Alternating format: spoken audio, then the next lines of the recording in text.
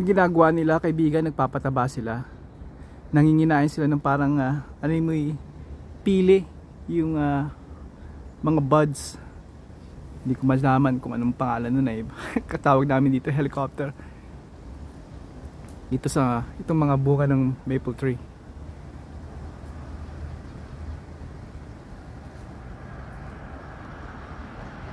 Kailangan nilang magpataba sa darating na winter dahil mag-hibernate sila.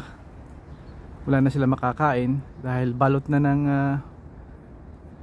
mababalot na ng niebe, ng yelo, ng snow ang paligid.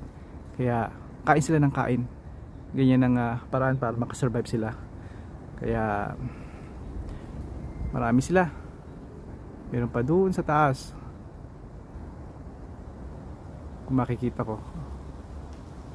Ayun.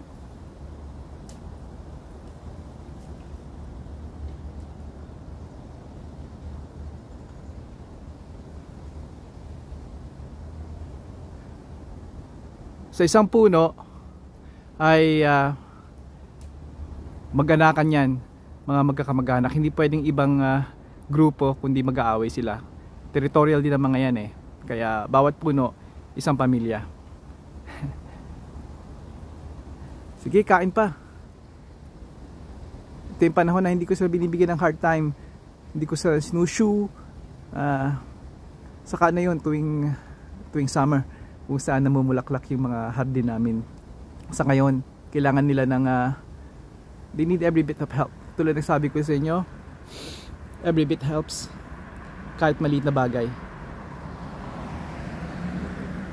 Even encouraging words, di ba? Okay, kaibigan, hanggang dito lang. Hanggang sa muli, padayon.